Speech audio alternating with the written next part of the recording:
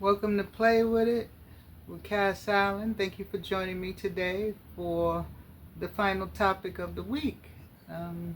As some of you already know, we are talking about family. We're switching gears from dating to the ties that bind us biologically and otherwise. We have 5 family relationships that we're going to be exploring, quite frankly, because we don't have time to discuss the universe. Our final type is cousins. By cousins, we mean the same thing as we've said with all the other types. It goes beyond biological. Many of us have people we call cousins just because we're so close that we feel a bond like that. Cousins, first of all, go various levels: first generation, second, third, etc. I find most people don't define those things like they used to anymore, but obviously the layers don't change. We all call each other cousins. We have kissing cousins. We have our biological cousins. We have our cousins-in-law. We have our cousins through other cousins.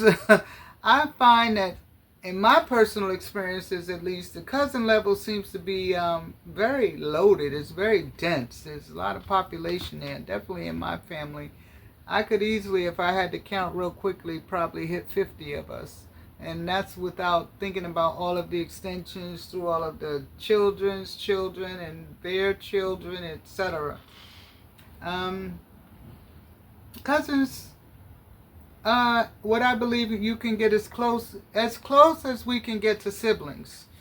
On a first cousin level, definitely. Because a first cousin level is formed from your parent and your cousin's parent being siblings.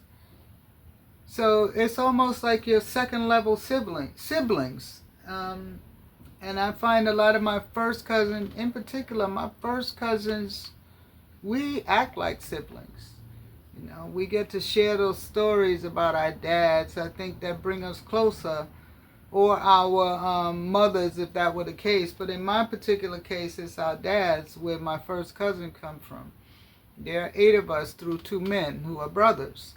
And I feel just as close to them as I do to my siblings. I think as a result of how close our fathers were. In particular, our fathers were inseparable. So I think the bond that they fostered is dribbled down to their children, to the point where we could go forever without seeing each other. And the moment we lay eyes on each other, it's like we grew up together. We have that type of chemistry. And it's probably more DNA related than anything.